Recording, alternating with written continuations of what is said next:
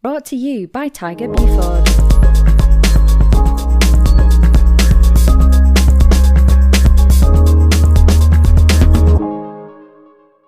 Hello, orthopedic friends. Welcome to Inside Orthopedics.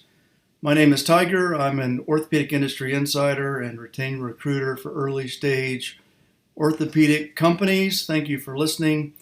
This is episode number 21, titled How to Create Innovation in Orthopedics.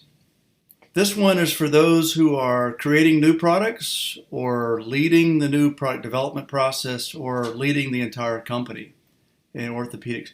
I spent 30 years in R&D and saw a lot of things that worked and a lot of things that didn't work. And I'd like to share a killer app for innovation that I discovered. Enjoy. Don't forget to subscribe. Thank Tiger Buford for your next hire. Keep iterating, my friends. Okay, let's jump in. We all know the successful innovation stories in orthopedics. Stories like Danek, SpineTech, Kyphon, Arthrex, MAKO, Hand Innovations, Mazor Robotics, and they all started from zero and rocketed to success through innovation. The common belief is that the founders of these companies had a brilliant innovation idea and they just executed it perfectly. This is far from the truth. All of these companies actually iterated their way to success. No company inside or outside of orthopedics ever gets it right the first time. Even the giant companies of today, Amazon, Google, Facebook, all iterated their way into success. Contrary to popular belief, Silicon Valley isn't innovative at all. It's actually iterative. Even looking at art, if you look below the surface of the Mona Lisa, you'll find layers of draft sketches, false starts, major alterations. So, the iterative process could be the most overlooked tool in orthopedics for innovation. As we enter the next decade, this will become a killer app for innovative orthopedic startups. Companies that can create an iterative culture will win. Quick look at the definition of what is an iterative process. It's a process for arriving at a decision or desired result by repeating rounds of analysis or a cycle of operations.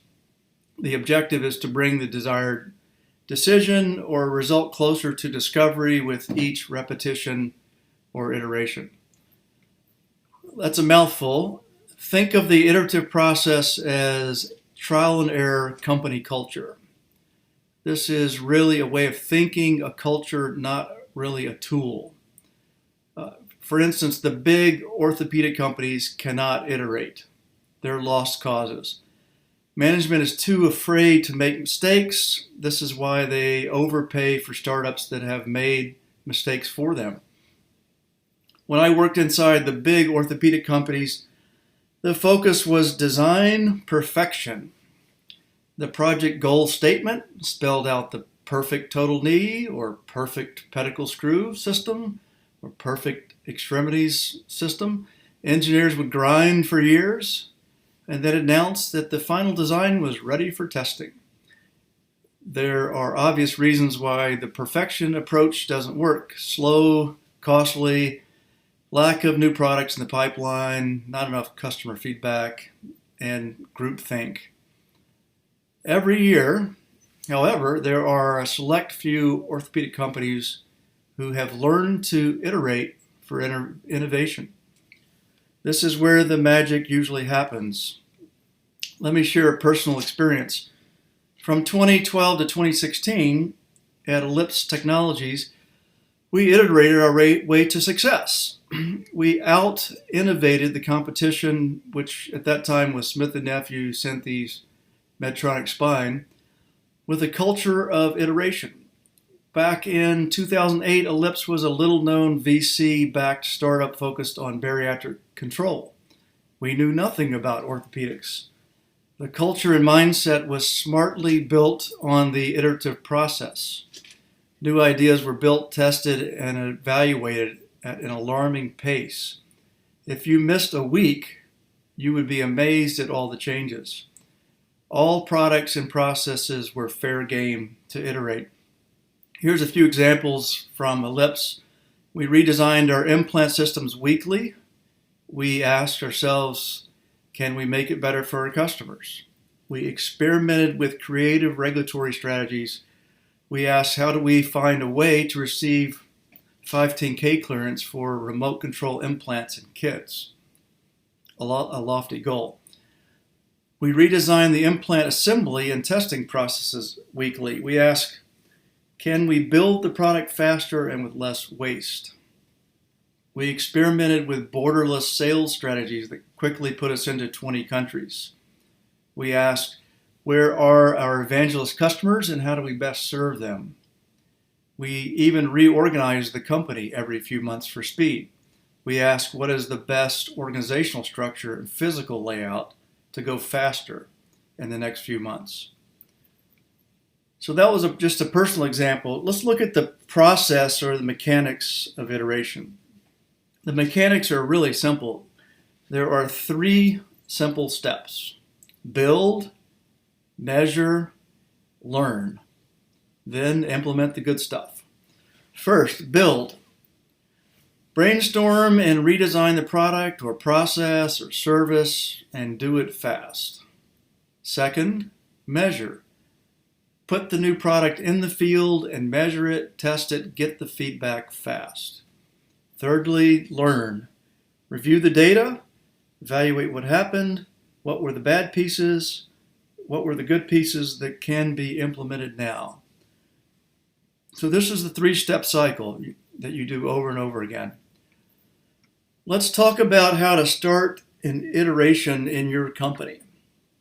Any company can take advantage of iteration to out-innovate your competition. Try things in small doses first. Instill an iterative process in all areas: product design, marketing, surgeon training, regulatory approaches, distribution models. Here are a few actionable ideas. In R&D, in product design, anoint a product improvement engineer. This is a dedicated engineer who is in tune with surgeons and sales force. He or she should attend surgical cases at least twice a month, and particularly those with unhappy surgeon customers. You don't really learn anything from happy customers. Then come back and quickly redesign, prototype, and reevaluate. Let's look at marketing. This is an easy one.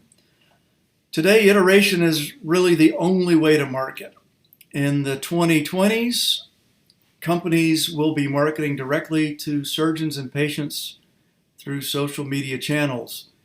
Read my article called Fire Your Marketing Head if he or she is not changing ads and content regularly.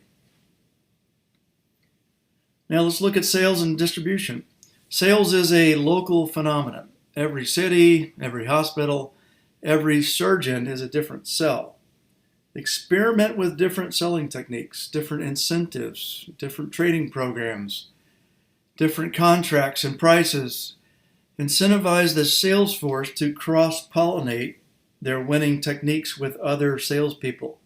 When it works with one customer, try it with another one across the country. And let's talk about funding. Try different pitches with different investors and just keep the good stuff. Discard the ineffective stuff. One size never fits all when you are out raising money. Most companies use the same slide deck the entire time. So you get the theme here. So in closing, here's a final word.